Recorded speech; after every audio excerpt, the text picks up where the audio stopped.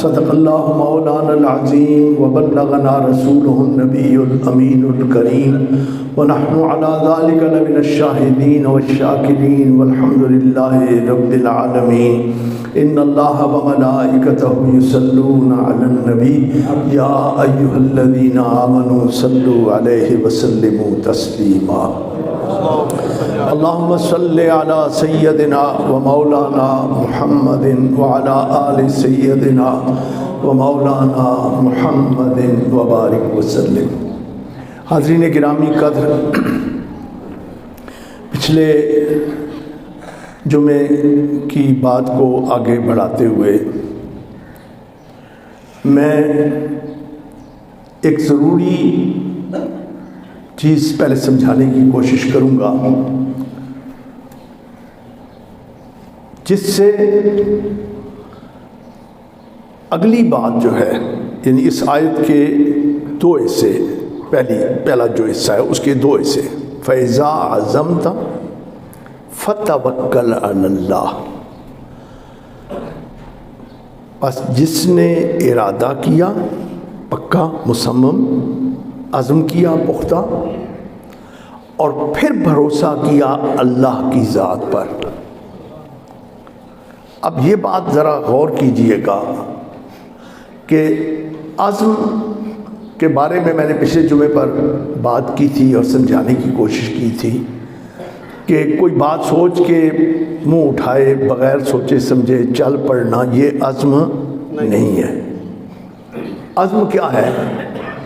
عزم یہ ہے کہ عقل جو خدا کی دین اور عنایت ہے، فہم جو اللہ کی دین اور ہدایت ہے، علم جو اللہ کی دین اور ہدایت ہے، اور دوسرے حواس جو اللہ کی دین اور ہدایت ہے، ان سب کو بروئے کار لاتے ہوئے پورے غور اور فکر کے ساتھ کسی چیز کے بارے میں سوچنا، پلان کرنا،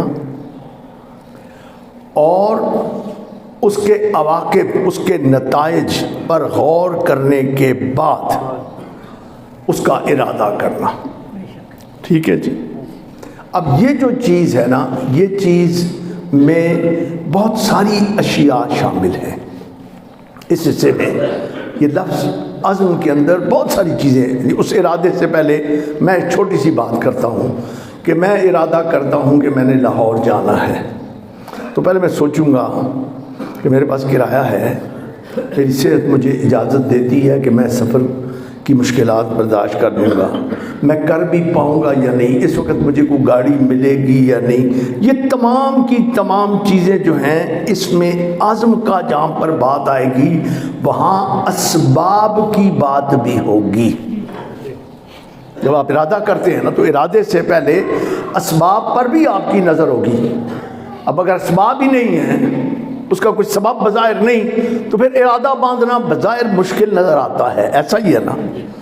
تو فَإِذَا عَزَمْتَ، جب تم نے پکا ارادہ کر لیا، اب تم نے پلاننگ کر لی، پوری منصوبہ بندی کر لی، تم نے دیکھا فلاں چیز فلاں جگہ سے ملے گی، فلاں چیز فلاں جگہ سے ملے گی، یہ یہ سبب فلاں جگہ سے مجھے ملے گا، یہ فلاں جگہ سے۔ اب اس ساری پلاننگ عزم سے پہلے کی اسباب پر مشتمل ہے۔ ٹھیک ہے؟ اب ان اسباب میں دو طرح کی چیزیں ہیں، ایک آگے بڑھنے کے اسباب، اور دوسرے جو آگے بڑھنے میں رکاوٹیں آ سکتی ہیں نا، کانٹیجنسیز، جن کو کہتے ہیں انفورسین تھنگس، وہ چیزیں جو دکھائی نہیں دے رہی پر ہو سکتی ہیں۔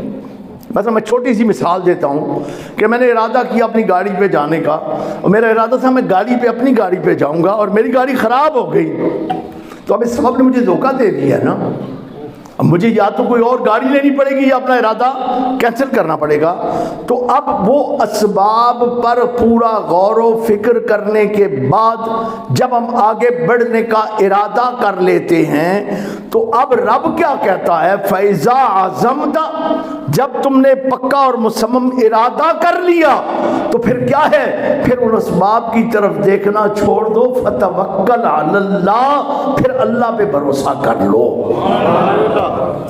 اب اس کا نچوڑ کیا نکلا؟ اس کا نچوڑ کیا نکلا؟ نچوڑ یہ نکلا کہ کائنات کی کوئی چیز بھی ایسی نہیں جس پر پکا بھروسہ کیا جا سکتا ہے. اگر پکا بھروسہ کیا جا سکتا ہے تو وہ کسی اور پر نہیں کیا جا سکتا، اللہ کی ذات پر کیا جا سکتا ہے. فتوکل اللہ، پھر اللہ پہ. اچھا اب ذرا غور کرنا اس پر ایک اور چیز. توکل کے دو معنی مفسرین، اس طرح لغت میں کئی معنی ہوں گے، میں چونکہ عربی مجھے سمجھ نہیں، استاد پڑھاتے نہیں تو میں پڑھ نہیں سکتا، لیکن جو قرآن کے میں نے توکل کے معنی دیکھے ہیں نا، اس میں دو معنی بہت واضح اور بڑے خوبصورت ہیں. ایک ہے بھروسہ اور دوسرا اس سے بھی زیادہ خوبصورت ہے، اور وہ کیا ہے؟ کسی کی پناہ میں آ جانا. ایک ہے بھروسہ کرنا، ایک ہے بھروسہ کرنا، ڈیپینڈ کرنا کسی پہ. ٹھیک ہے، اب یہ جو ہے بھروسہ، یہ بہت بڑا لفظ ہے. اس پر اگر آپ جاؤ گے نا تو یہ بہت بڑا لفظ ہے، اور اس کی تفسیر قرآن سے سنو گے تو خدا کی قسم مزہ آ جائے گا. بھروسہ اتنا بڑا لفظ ہے کہ اللہ تبارک فرماتا ہے وَمَن يَتَوَكَّلَ عَلَى اللَّهِ فَهُوَ حَسْبُهُ، جو بھی اللہ پر بھروسہ کر لیتا ہے پھر اللہ اسے کافی ہے، پھر اللہ اسے کافی ہے. گویا بھروسہ وہ لفظ ہے جس کے معنی کے اندر وہ میں کہتا ہوں قطرہ ہے جس قطرے کے اندر سمندر بند ہے. لوگ کہتے ہیں نا کوزے میں دریا کو بند کرنا، میں کہتا ہوں قطرے میں سمندر کو بند کر کے رب نے بچا دیا. اب اگر غور کریں تھوڑا سا اور تو بھروسہ کیا ہے؟ بھروسہ یہ ہے کہ کسی ذات کو اس قابل سمجھنا کہ میں نے جو ارادہ کیا ہے اس ارادے کو کامیابی سے ہمکنار کرنے کی پوری صلاحیت رکھتا ہے. ٹھیک ہے جی. اب اگر اس میں یار پر دیکھیں تو رب کریم کا ارشاد مجھے روشنی بن کر میرے سامنے آ جاتا ہے، مجھ پر بھروسہ کرو اس لیے کہ میں وہ اللہ ہوں جو ہر شے پر قادر ہے. ان اللہ علی کل شیء قدیر. اب یہ سوچنا بھی چھوڑ دو کہ یہ ہو سکتا ہے یا نہیں ہو سکتا، تم بھروسہ کر کے دیکھ لو، ناممکن بھی ممکن بن جائے گا. میں یہ جو آیت کا حصہ میں نے پڑھا نا وَمَن يَتَّقِ اللَّهَ يَجْعَل لَّهُ مَخْرَجًا وَيَرْزُقْهُ مِنْ حَيْثُ لَا يَحْتَسِبُ وَمَن يَتَوَكَّلْ عَلَى اللَّهِ فَهُوَ حَسْبُهُ إِنَّ اللَّهَ بَالِغُ أَمْرِهِ قَدْ جَعَلَ اللَّهُ لِكُلِّ شَيْءٍ قَدْرًا. اس میں اس کی تفسیر بھی انشاءاللہ اگلے جمعے پر بیان کروں گا، بتاؤں گا کہ یہ کیسے کیسے ناممکنات ممکنات بن جاتے ہیں. اچھا یہ ایک معنی. بات چونکہ بہت قلیل ہوتا ہے اس لیے میں تفصیل میں نہیں جاتا، ورنہ میرا دل تو چاہتا ہے کہ بھروسے پر پوری بات کروں، لیکن چونکہ میں نے اپنی بات کو آگے بڑھانا ہے. دوسرا میں نے معنی لیا وہ بھی قرآن سے، وہ کیا ہے؟ پناہ میں آنا کسی کی. اب یہاں پہ مفسرین میں سے کسی نے بڑی خوبصورت مثال دی ہے، بڑی خوبصورت. حالانکہ رب کے ساتھ تو کسی کو مثال نہیں دی جا سکتی نا، پر رب نے خود بھی اس طرح کی مثال دی ہے.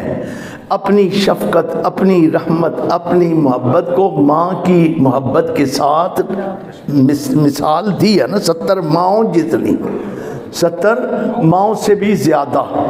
ٹھیک ہے، انہوں نے بھی یہ مثال دی. فرمایا پناہ میں آنا کیسا ہے؟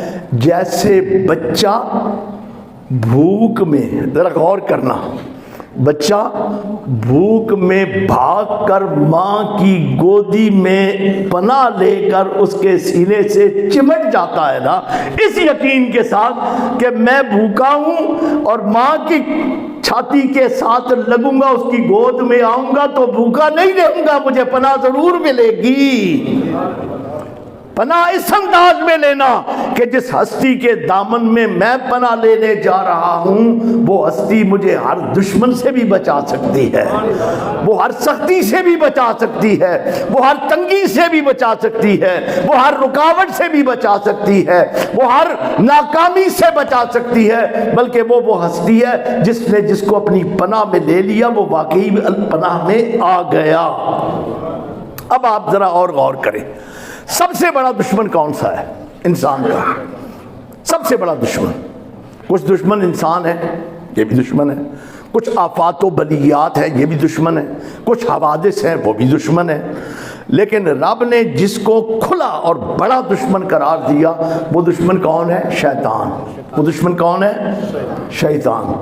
بہت بڑا دشمن ہے، بہت بڑا دشمن ہے، بڑا طاقتور ہے، بڑا عیار ہے، چھپ چھپ کر حملے کرتا ہے، خناس ہے، بڑا ہی ذلیل ہے، بڑا ہی کمینہ ہے، بڑی ہی باتیں الٹی ہمارے دلوں میں لاتا ہے، وسوسے ڈالتا ہے، پریشان کرتا ہے، بہت بڑا دشمن ہے اور کوئی اس کے مقابلے میں آنے کی بات نہیں کر سکتا۔ اب اس سے مجھے بچنا ہو تو میں کیا کہتا ہوں؟ میں کچھ اور نہیں کہتا، میں کہتا ہوں اعوذ باللہ، اعوذ باللہ من الشیطان الرجیم۔ اب اس دشمن سے بچنے کے لیے میں اپنے اللہ کی پناہ میں آ جاتا ہوں۔ اب یہ کیا ہے؟ یہ ہے پناہ، یہ بھی کیا ہے؟ پناہ۔ توکل کا ایک معنی پناہ میں آ جانا۔ اب ان دونوں معنی کو ساتھ لیتے ہیں، ان دونوں معنی کو ساتھ لے کے آگے بڑھتے ہیں۔ فَإِذَا عَزَمْتَ فَتَوَكَّلْ عَلَى اللَّهِ۔ اب یہاں پہ پناہ اور بھروسے میں جو خوبصورت سا ایک جوڑ بنتا ہے نا وہ یہ کہ ناکامیوں سے بچ کر، دشمنوں سے بچ کر، حوادثات زمانہ سے بچ کر، آفات و بلیات سے بچ کر، مصیبتوں اور تکلیفوں سے بچ کر، ہر طرح کی رکاوٹوں کو دور کرتے ہوئے، ان سے بچتے ہوئے، ان سے جان بچاتے ہوئے میں آگے بڑھوں گا تو تب بھی بڑھ سکتا ہوں کہ وہ ذات مجھے اپنی پناہ میں لے کر آگے بڑھائے۔ ٹھیک ہے؟ اب یہاں پہ جو جوڑ ہے نا وہ جوڑ کیا ہے وکیل صاحب؟ وہ جوڑ کیا ہے؟ وہ ہے کہ پناہ میں آ کے حفاظت تو مل گئی، لیکن یہ حافظ وہ ہے، یہ محافظ وہ ہے جو صرف حفاظت نہیں دیتا بلکہ دامن رحمت میں چھپا کر بندے کو اس عروج پر پہنچا جاتا ہے جو بندگی کا وہ عروج ہے جسے ملنے کے بعد انسان اپنی تخلیق کی عظمتوں کو پا جاتا ہے، اور وہ کیا ہے؟ کامیابی۔ وہ کیا ہے؟ کامیابی، فوز مبین، روشن کامیابی، بہت بڑی کامیابی۔ وہ کامیابی کب ملتی ہے؟ جب رب اپنی پناہ میں لے کر بندے کو خود لے کر آگے بڑھے، خود لے کر آگے بڑھے۔ اب یہاں پہ میں دو باتیں کر کے اپنی بات کو ختم کرتا ہوں۔ آج جنازہ بھی ہمارا بہت پیارا دوست، بہت ہی پیارا دوست، یقین مانے صبح جب میں نے اس کی وفات کا اعلان سنا تو اتنا زبردست دھچکا لگا کہ میں بتا نہیں سکتا۔ ہمارا بہت پیارا ساتھی گودوں کا امجد کریمی، وہ اچانک داغی مفارقت دے کے چلا گیا۔ اس کا جنازہ ہے تو جمعے کے بعد ہم نے اس کے جنازے میں بھی جانا ہے گودوں میں، تو میں اس لیے بات کو مختصر کروں گا کہ فَإِذَا عَزَمْتَ فَتَوَكَّلْ عَلَى اللَّهِ۔ ارادہ تمہارا، عزم تمہارا، پناہ رب کی، عزم تمہارا، عزم تمہارا، ارادہ تمہارا، کوشش تمہاری، محنت تمہاری، سب کچھ تمہارا، لیکن اس کے بل بوتے پر کامیابی کا مت سوچو، مت سوچو، مت سوچو۔ کیوں؟ اس لیے کہ انجام کس کے ہاتھ میں ہے؟ دینا کس کے ہاتھ میں ہے؟ کامیابی کس کے ہاتھ میں ہے؟ ناکامی کس کے ہاتھ میں ہے؟ دینا چاہے تو کوئی منع نہیں کر سکتا. اسی لیے تو میرے آقا نے فرمایا نا اللہم لا مانع لما آتیت، تو دے تو کوئی منع نہیں کر سکتا، ولا معطی لما منعت، اور تو منع کر دے تو کسی کی جرت ہی نہیں کہ کوئی دے سکے. تو جب وہی دینے والا اور وہی نہ دینے والا، اسی کو تو مالک کہتے ہیں نا، اسی کو تو مالک کہتے ہیں. اب بھروسہ اور پناہ کس کی؟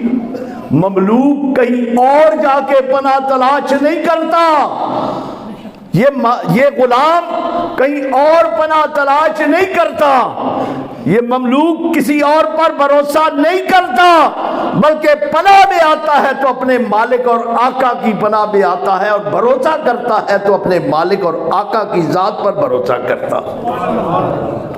اب جب اس نے بھروسہ کر لیا اور پناہ میں لے لی تو پھر کیا ہوگا؟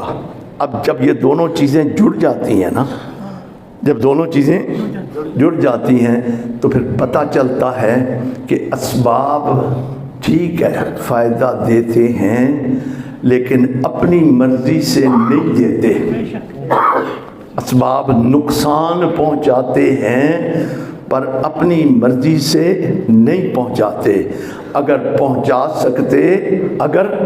پہنچا سکتے تو ذبح کرنے کا آلہ اور سبب چھری ہے، اور نبی کے ہاتھ میں چھری ہو اور گردن پر چلائے اور وہ گردن نہ کٹے تو پتہ چلا کہ یہ سبب خود میں کچھ نہیں کر سکتا جب تک مالک اس کو حکم نہ دے.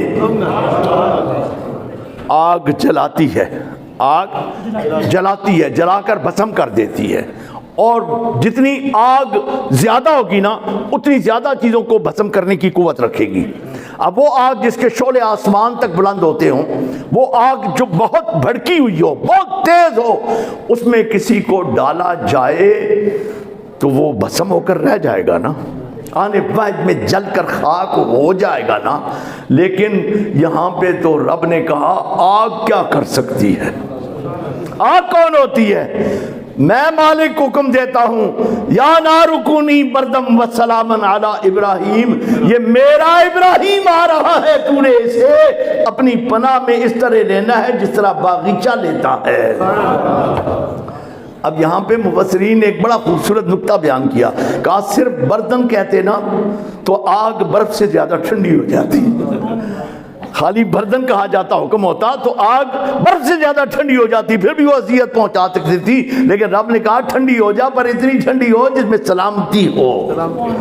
آگ ٹھنڈی ہو جائے تو آگ نہیں رہتی، آگ ٹھنڈی ہو جائے تو آگ نہیں رہتی، اسے آگ نہیں کہا جاتا، راکھ کہا جاتا ہے، اور راکھ کسی کو نہیں جلایا کرتی، لیکن وہ آگ تھی جسے کہا جاتا تھا کہ باقیوں کو جلاتی ہے. جلا تجھے میں نے جلانے کی قوت بخشی ہے، لیکن میرا ابراہیم آ رہا ہے اسے تو نے نہیں جلانا. اسی لیے ایک صوفی کی بات، میں اکثر یہ شعر پڑھتا ہوں، حالانکہ مجھے شعر و شاعری اتنی آتی مزہ دیتی ہے لیکن میں شاعر ہوں نہیں، لیکن ایک شعر مجھے بڑا پسند ہے اور وہ رومی کشمیر کا شعر. وہ کہتا ہے جی کہ مالی دا کم پانی دینا پر مشکاں پاوے. یہ کیا ہے؟ یہ ہمارا ارادہ ہے اور اس ارادے کی تکمیل میں میری کوشش ہے. مالی دا کم پانی دینا پر مشکاں پاوے تے مالک دا کم پھل پھل لانا لاوے یا نہ لاوے. مالک دا کم پھل پھل لانا لاوے یا نہ لاوے. رب اسی لیے کہتا ہے جس نے پھر ارادہ کیا اور رب پر بھروسہ کیا تو پھر یاد رکھو جو یہ کام کرتے ہیں نا اللہ انہیں اپنا محبوب بنا لیتا ہے. وکیل صاحب آپ نے موضوع دیا تھا، اس پہ میں خوبصورت سا آج کا اختتام نہیں ہے، انشاءاللہ اگلے جمعے پر مزید بات کروں گا، لیکن ایک جملہ کہہ کے آج کی بات کو ختم کرتا ہوں کہ رب نے کہہ دیا وہی میرا محبوب ہے، ان اللہ بے شک یحب المتوکلین، جو بھی یہ کام کرے گا وہ ان لوگوں میں شامل ہو جائے گا جو میرے محبوب ہیں۔ گویا رب نے بہت خوبصورت ترغیب دی، سبق یہ ہے رب نے بڑی خوبصورت ترغیب دی، ارادہ پکا باندھو، متزلزل نہ ہو، تمہارے پائے استقلال میں لغزش نہ آئے، ارادہ بھی پکا کرو، کوشش بھی پکی کرو، اسباب کو بھی استعمال کرو، لیکن بھروسہ رب کی ذات پہ رکھو۔ پھر کیا ہوگا؟ تم صرف کامیاب اس معاملے میں نہیں ہوگے کہ تم اپنی منزل کو پالو گے، بلکہ سب سے بڑی منزل تمہیں مل جائے گی کہ جس کے آگے سجدہ ریز ہوتے ہو، جس کا کلمہ پڑھتے ہو، جس کو اپنا خالق اور مالک مانتے ہو، وہ تمہیں اپنا محبوب بنا لے۔ وما علیہ الا البلاغ۔